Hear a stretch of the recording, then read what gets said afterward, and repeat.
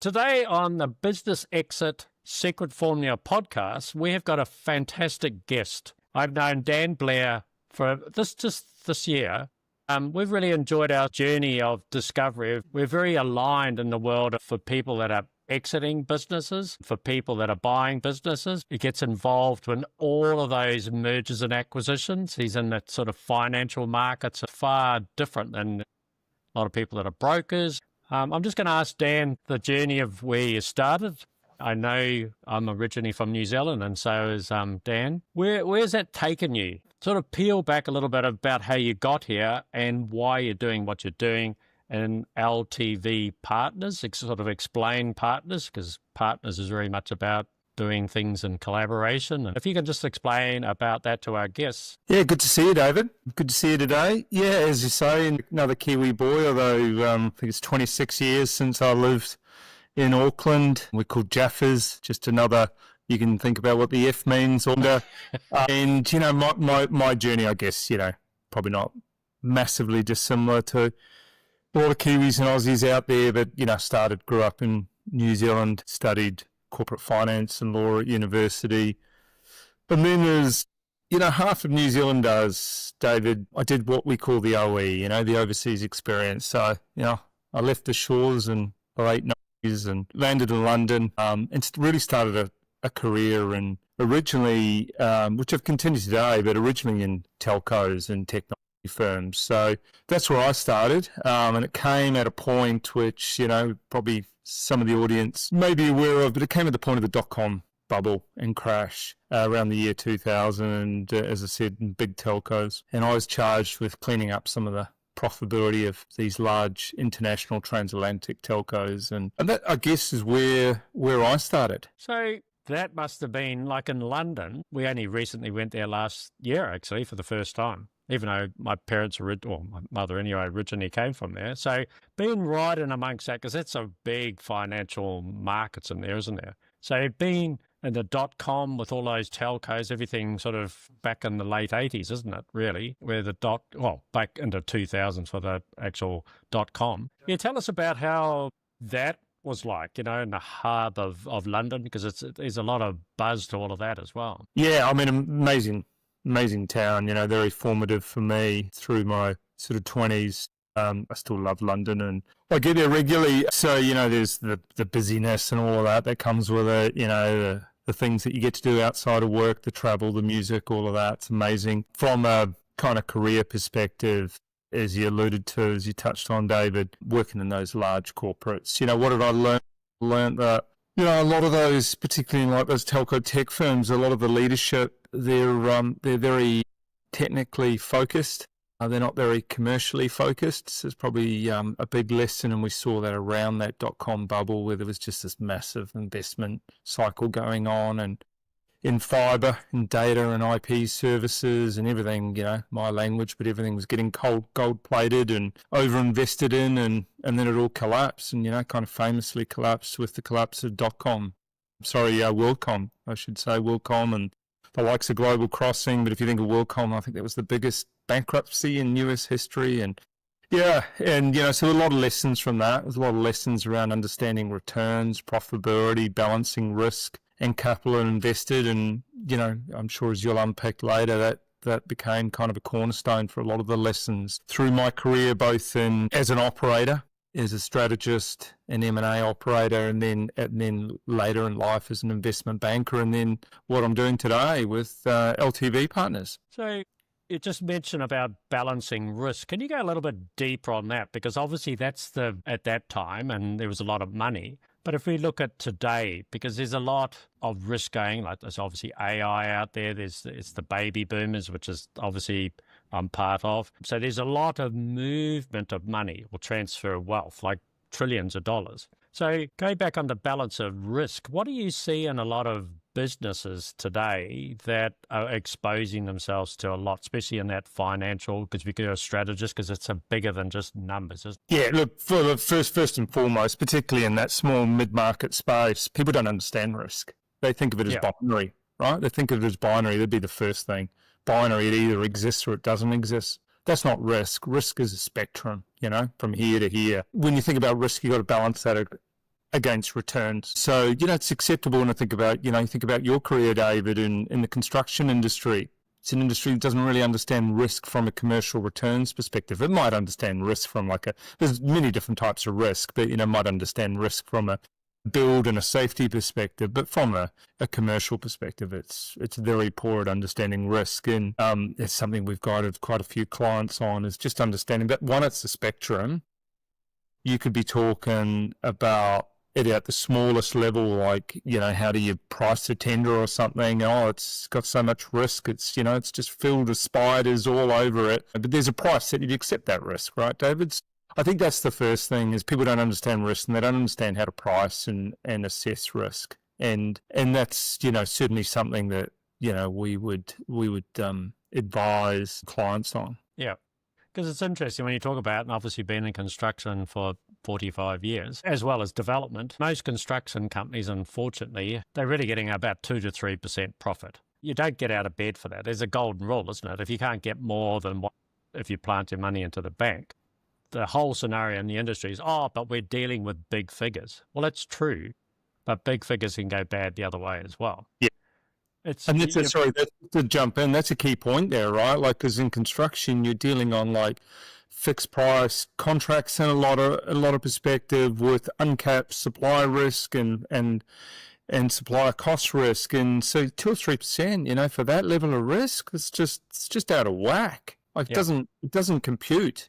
And, if I put my old investment banking hat on, no one would be accepting of that risk. And that's why you see traditionally, those kind of businesses, there are a few exceptions, but those kind of businesses don't come to public markets. By that, I mean, you don't see them on things like the ASX, right? Because professional institutional investors won't touch them. No. And you can see it for the multiplexes and other things who have had a lot of investment changes over the years. This is what happens. It's generally some other entity. Just on our experience on that, we used to have construction companies, especially big ones in New Zealand. And the reason why we accepted that, typically 3 to 4%, a little bit higher, because we were doing our own developments. You're talking about risk. Our returns was to make sure that the development companies were making the 20 to 30%. That was... We were reducing the risk in one sector, but obviously, we had to balance all of that up. So we were just virtually guaranteeing this project was going to get on time and on budget. Yeah. We was probably kind of going tangential a little bit, but, I actually quite like that. Putting my strategist hat on, I actually quite like that. I've advised a number of, if you think of traditional commercial construction in Australia today, those head cos, those head contractors, they're not building anything, right? They're just pyramiding the risk down to the subcontractors. Your example there, where you've got a development company and then you've got the contractor below it, you're trying to secure the 20% profit margin at the developer. It's the first thing. I imagine the other thing you're trying to do is just kind of control the delivery, which also de-risks it from a developer perspective if it's a related party that's actually doing the delivery for you rather than contracting that to a third party. So I actually quite like that strategy. I think there's probably a lot of construction businesses, quite large ones out here today in Australia and New Zealand for that matter, where if they moved away from just being a project manager and they started bringing key trades inside, yes, they'd increase their risk profile, they'd increase their return profile, but quite importantly, from a strategy perspective, they would actually now have something that's differentiated, right? We now control delivery on site. We can reduce our time on site. We can go to the developer client. So, we can be on site for less. That's great upside and value for you, the developer. Then you can have a very different value proposition conversation with that client as well. Yeah, no, hats off. I like what you did there. Yeah, it's all part of our audience. Obviously, people are preparing their businesses, but it takes time to put all that together, doesn't it? As a strategist, and obviously a person that's a business exit advisor and a broker, we want to multiply the value, right? Don't we? That's the reason why you come to both of us. We do things... We've got different hats, but our whole strategy is to take we'll just use an example, your $5 million company and turn it into an $8 or $9 million company. But that's going to take time. So how long do you think, I've got an idea of it takes a while to turn all of that. we probably work more with the, and that's why we work together, more with the business owners to get them into the right space. Then you step in to optimize a lot of that, the business side, with the financials and a whole lot of other parts. This is not just one part of the equation, it's all the way through. If you look at that, can you go a little bit deeper on that sort of area where... Yeah, no, absolutely. Maybe it's worth contextualizing a little bit around LTV Partners, because we're sort of talking about my journey, but, where we're at today with LTV Partners. So long-term value, right? Kind of goes to your question, right? Long-term value, LTV Partners. We're partnering with you for the long term. That was your question at the top of the interview. We do a number of things. Think of us as the intersection of corporate strategy and corporate finance. What do we mean by that? We're defining what good looks like in the future for a client. Blue sky. What does it look like? Really thinking long and hard around where you could take a business. But we're building a strategy to execute against that. Strategy is about execution. It's not about vision, right? You've got to take the vision into an execution plan. So that's, sort of the first thing we do. Well, I'm sure you'll ask me to unpack some of this. The second piece is investment ready. You said, and maybe we'll do this in the context of being exit ready. You've said in that vision setting, you want to exit the business in, say, 5 years' time, right? And so we want to get you investment ready. And then at the appropriate time, we want to take you through. So the third element, we want to take you through that event. We call them capital events, access growth capital, in this case, exiting your business. And then the fourth element is kind of your more traditional consulting. We want to improve your financial performance. And we're coming back to that risk reward thing again, right? Like we want to understand what are the risks in your business, but also we want to improve the returns of your business. And maybe later we'll just talk about profit improvement plans or PIPs, which is something we're doing quite a lot of at the moment. So that's what we do, right? With the intersection of corporate finance, corporate strategy. We can access your growth capital. We can help you exit your business with the likes of you, David. We can, build that growth plan, help you achieve what good looks like in the future, right? We often write that acronym, DGLL. What does good look like? Now, then the second thing I think is the context of where we're at in Australia, right? Where we're at globally, before I answer your question around the time frame, is we've got an aging population. We've got a demographic that's aging, but we've also got a demographic and a cultural that's shifting. Businesses aren't transitioning within the families as much as they used to. And, by all accounts, data that we've got, there's 600,000 businesses that are boomer businesses that'll exit between now and 2030, right? 600,000 businesses, backbone of Australia. So that's the first point. There's a tsunami of exits coming. Now, we've had this traditional model of putting an ad up with the business broker and hoping it sells, right? I'm probably simplifying it a bit, but it's not the optimal structure, right? So the challenge is in a limited capital pool, because remember, we've got this 600,000 business trying to exit. There's only so many buyers, right? And like any market, demand and supply, you've got this challenge of making sure your business stands out and that it's ready to exit, it's investment ready, it's got a strategy, it's got all of that. And geez, wouldn't it be a real shame if you had a successful business and you weren't able to have a successful exit? You couldn't sell it, or you sold it in a suboptimal price.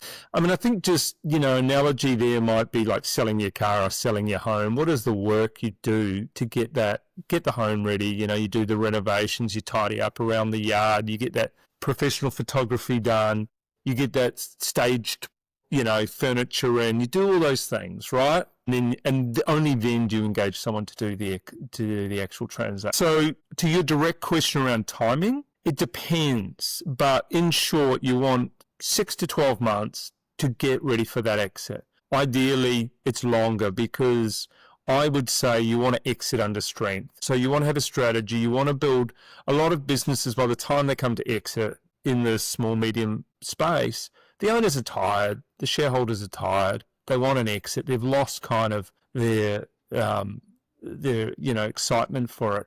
Not a great way to sell a business, right? So let's get in there, define what good, come back to those, sort of 3 or 4 things that we do, define what good looks like, build a strategy to do that, to exit that business successfully. As part of that, reinvigorate and drive some earnings momentum into that business. Because like any transaction, you want to leave something on the table for the next buyer. You want to show there's a strategy, there's some earnings growth there for that buyer to take over. There's some things for them to execute on that gives them some comfort around, again, coming back to risk returns, right? Gives them some comfort around their return metrics. Then do some of the hygiene stuff, investment ready, make sure the accounting's in line, you've decoupled the risk of the key man or key people in the business.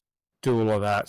That kind of hygiene stuff, 6 to 12 months, but ideally you've probably got a 3-year to 5-year time frame around building some momentum, executing against a strategy that builds momentum into that exit event. Don't know if that answers your question, but probably a lot longer than many think. And why? Because you're trying to drive the earnings, but you're also trying to improve the multiple. If you do both of those, it's a flywheel effect. Earnings go up, the multiple goes up, you get the benefit on both sides, you get a flywheel effect. That's what we do. Like I say, there's no set time frame. That's why I say it's very subjective, depending on where you are. But a couple of points. So we'll start off with the selling business model, what you said, just typically putting on the market. So if you look at that, so last year, in Australia, only 14% of listed businesses sold. So obviously that's a failure dramatically, isn't it? Yeah, agree. So what's happening to all the others? So typically in America, their stats was about 19%, so a little bit better. But on average, it's the good old 80-20 rule. 80% on average are failing. What are they doing where they've spent their whole life in their business, and they're taking away nothing? We have people where we're just selling their assets, in other words, their commercial properties and things like that. And you could see it in their heart. So they're just about crying in that process because, it's, like I say to them, if you've got a good job in your business and you walk out the door, the only way I can sell your business is you have to stay in it. That's not the whole idea of selling a business. When you're going through all of those different parts to be successful, investment ready, run out of energy, the other part. When you're talking about the owners have left it too late. It's a bit, we can go back to the analogy that you've had a heart attack and all of a sudden it's like, but it's the same thing, that the percentage of people that change is really only about 20% as well. This is a difficult one for all of us, isn't it? To say, You've got so much money on the table that you could sell all of that effort that you put in, and then in the next stage of life, I'm not saying retirement, but you could utilize that, whether you go on world trips, whether you invest it into another business, or there's a whole range because you've actually got money on the table now. Well, before, you're just walking out the door and you're just selling off a few assets, isn't it? Isn't it a crying shame, right? 80%, 85%, they're not trading. We need to look behind the data, and there's some differences which I can unpack from first the US. It's a crying shame because, that's someone's, financial security that's missed out. It's a legacy that comes to an end, a fantastic business that just ends. And there's a whole value chain and stakeholders that are impacted by that, suppliers, staff, clients, it's a shame. I mean, I said, there's some structural differences. I think one of them is the funding environment in Australia. Our big four banks essentially are mortgage providers. It's changing, but there's not a great funding environment for small, medium market lending. If you think, a new buyer's going to come in, they want some access to funding. That doesn't exist here. In the US, there's some, there's federal government backed incentives and loans to support that, which might explain some of that difference. I'd say the other element of that data, David, that you referenced is you just want to segment that down, right? Because those businesses sort of below, I don't know, $1 million of revenue, $2 million of revenue, that, they're hard to trade, right? Hard to trade. A lot of cases at the smaller end, people are buying jobs, but also, going to what we call the operating model, it's the owner, the founder, the husband and wife team, whatever, that are the business. And they haven't thought about operationalizing that and reducing the key person risk. So, that makes it hard to sell, right? And then there's, sectorial differences, if you're, perhaps coming back to construction, if you're a business and you're sort of turning your revenue over every year, i.e. you have to win it again every year, there's no kind of recurring revenue stream. That's a much harder business to trade, to sell, than a business that has a recurring revenue stream. That's why you see those disparities in earnings multiples and the like. But yeah, it's a crying shame. But it goes to, I'd like to say maybe we just, there's this portion of the market and a portion of the market that we don't really work for, and explain what our client profile looks like in a second. But, those businesses that are much smaller, that it's probably harder for us to assist for a number of reasons. But beyond that, those businesses that are of a minimum sort of threshold or size, it goes to that question around your question earlier. How long do you need? Investment readiness, all of that. So, when we think about building a strategy, we think about a few things within that. What is your customer offering and how do you get it to market? How do you deliver that? What's the operating model? Have you systemized that operating model to reduce key person risk? What is, and we can perhaps come to this with profit improvement plans, is generally a real lack of investment in systems and technology stack. The P&L tends to be cost bloated, the balance sheet's lazy. There's a whole bunch of things there that you can work on and improve. And in doing that, you're greatly improving both your chances of selling a business, but you're also improving that valuation multiple, right? So I think that's absolutely critical. It's interesting when we're talking about those small businesses. Yeah. We have people that are always looking to invest. So, for example, we'll just use an HVAC, one that I deal with. They're looking to expand. So for our audience, if someone that's sitting there at the moment thinking, oh, I've just got myself and 3 other people, it's way under that multiple. So it's not really what I call a highly appealing business. But if you reach out to us, there are people in the wings that are looking to buy. It might be, you might have to, and I'll go back to a bit of what I call a bit of vendor finance and different things like that. That can be relatively small, but it's better than nothing. And at least your legacy can join together in a particular area. So if you've got, say, for example, an HVAC, you've had it for 20 years, and it's not really sellable to an entity just to buy it and run it by itself. But there's still possibilities to put your hand up and say, hey, I've got this, come and approach us. There's possibilities to what I would say merge into another entity that's already established, that's got all that structure. Keep that in mind. The other part is I'd like to go on, like you're talking about the financial side. Obviously, here we are, and like you say, the big 4 that really is very secure in their mortgage lending side, and they make plenty out of that, so they're quite happy with that. So, but the concept of vendor finance, could you look, because that's where a lot of people come to me, I haven't got any money and all that sort of stuff. I said, well, do you buy a house with no money? They go, well, no, but I need a deposit. It can be quite, there's ways and means around that. Could you just elaborate a little bit on the potentials of what you could do in a vendor finance type arrangement as well? Yeah. Just want to sort of tip my hat to you, David, around that M&A strategy piece. So, that example you gave with HVAC, because that's something I would say to the audience is, get some, if you think your business, might not be sellable or it's, too small or whatever, there are different ways of selling a business. You're sort of explaining a scenario where it's like a bolt-on, right? Larger players in that space that are looking to acquire the smaller players because they want access to the customer list. They might want some access to capability. Not every business that you're selling or doing M&A in is about, a multiple of the bottom line, so I think this is where people need advice, and they need specialist advice beyond, say, the neighborhood accountant or the traditional business broker, because you might be, I had one the other day where they were, they built a great kind of product capability. So it wasn't about selling it at an earnings multiple, it was about selling the product capability. So the business as a going concern, but from a valuation perspective, it was about what is that product capability, in this case it was software, worth to a potential buyer.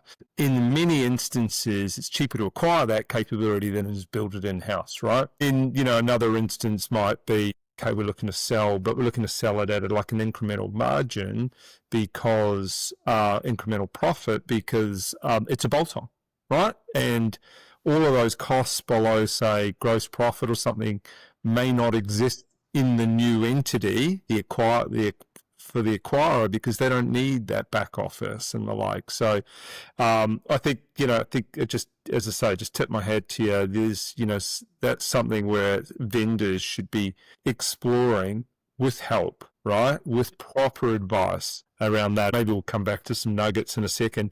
In terms of your question about, funding and acquisition, so when you talk about vendor funding, let's just also differentiate that from third-party funding. So I said, the big four, they certainly exist in the market, but a lot of it is, that smaller end of town. It is funding that is kind of contingent on the acquirer securing it with their personal name, their personal assets, property backed, that kind of stuff.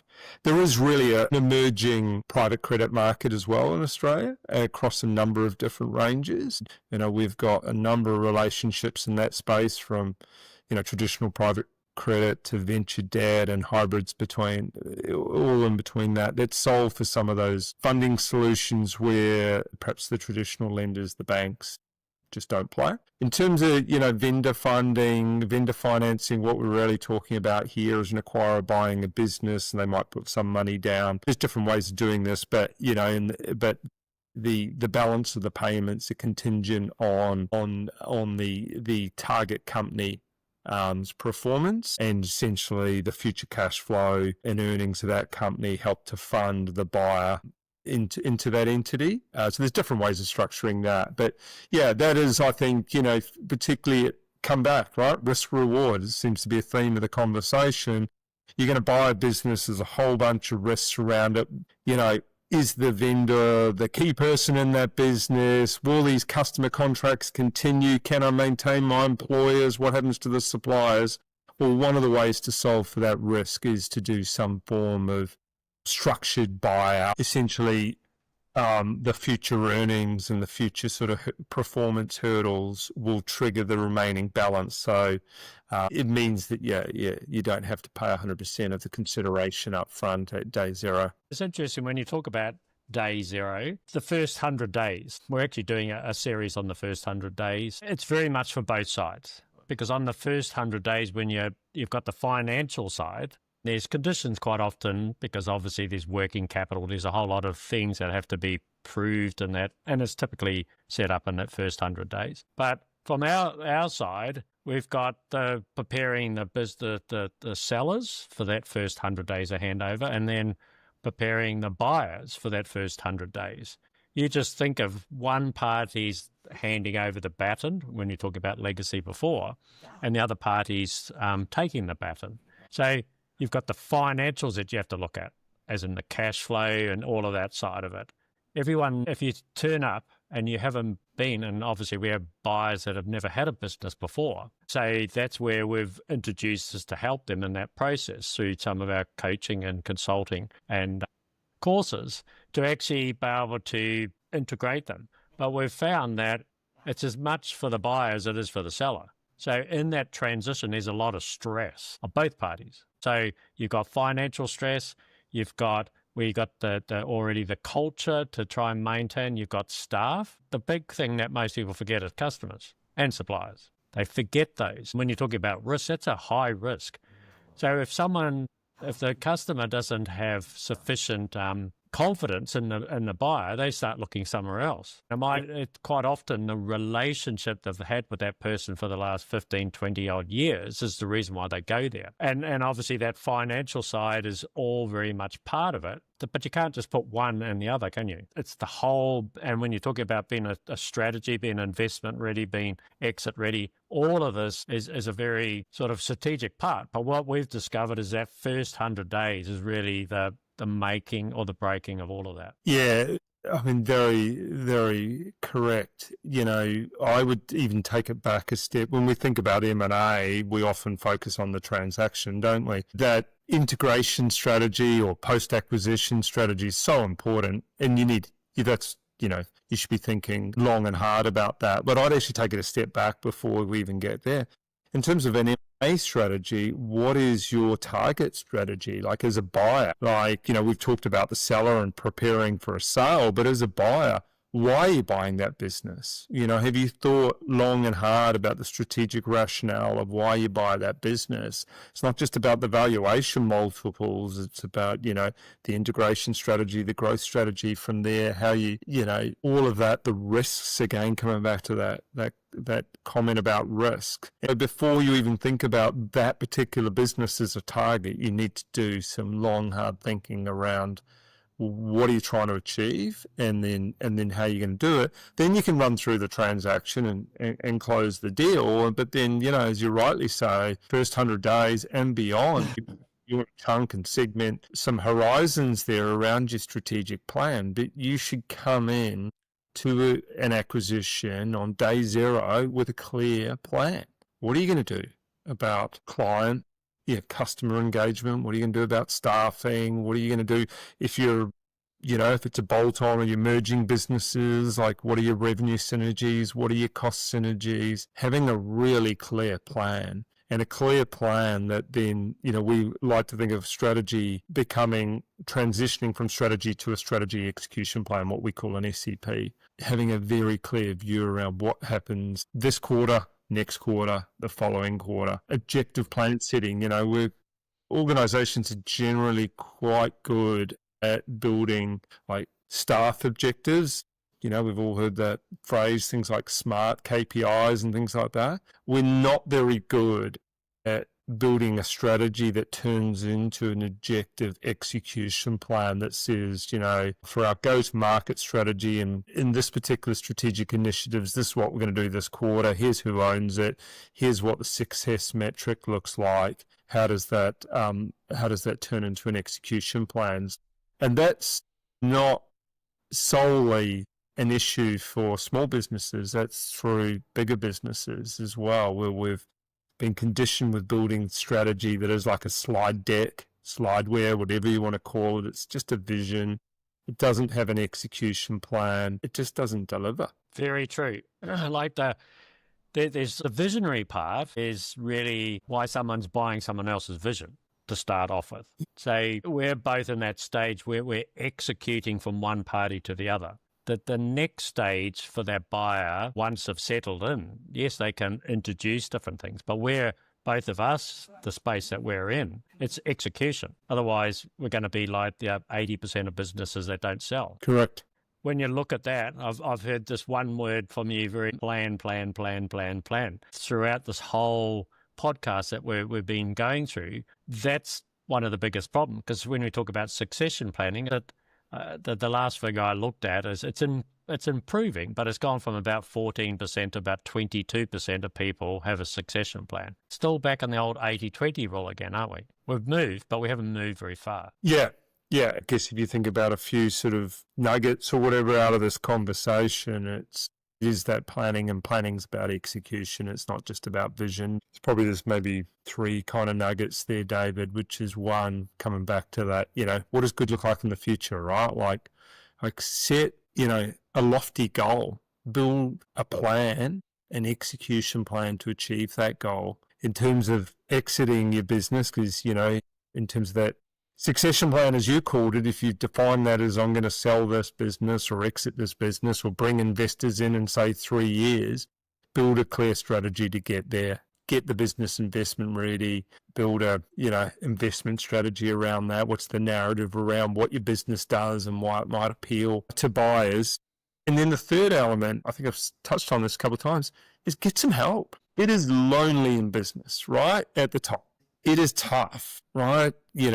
Business ownership versus employment. It is tough, right? You are juggling a number of things. Get some help and get advisory help that's looking forwards. You'll always need help that's looking backwards, accountants and the like. But get some really good help that's going to enable you to do those things, set a plan, build that strategy, work towards your end goal.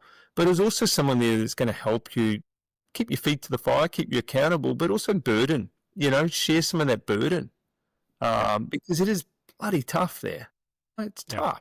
If you don't have a plan and you don't have a sort of true north and someone's not helping you with that, it's even harder. Exactly. So our audience today, just remember this, get some help.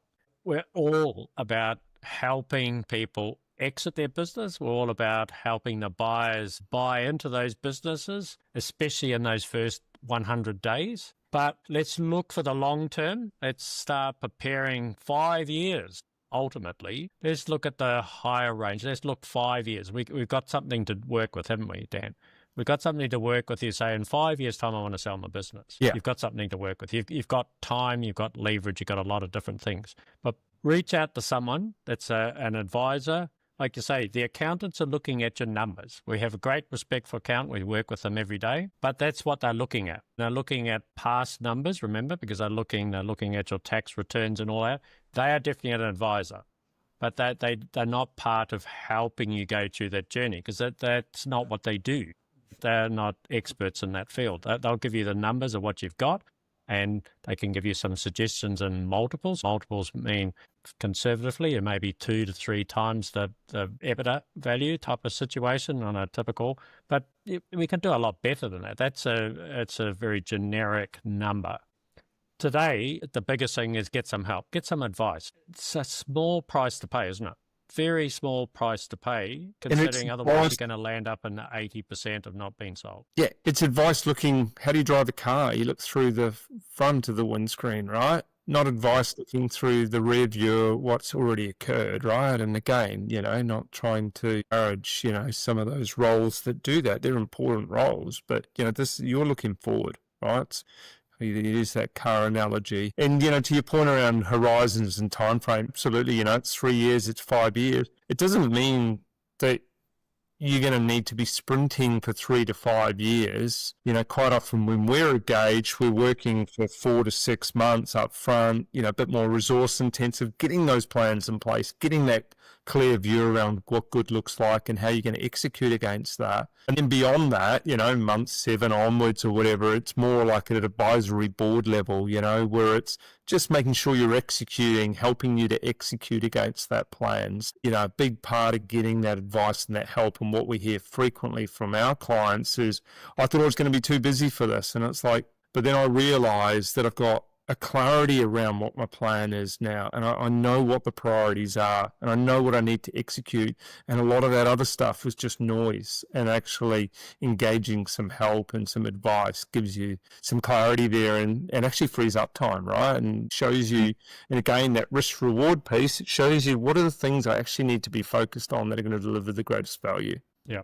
So just to wind up, we've gone through the 3 nuggets. And just remember this part, what LTV Partners means is long-term value. Value, yeah. Right? So just remember, long-term. Ultimately, don't run out of energy and then come to us and say, right, let's go and sell your business. We don't want to be the 80%. I know go on about the 80%, but that's been around for a long time. If you look at long-term value, you're going to have to increase the value. Part of that is step aside. Some of that is to, like I say, systems, a whole lot of different things to be put into your business. But number one is get some help.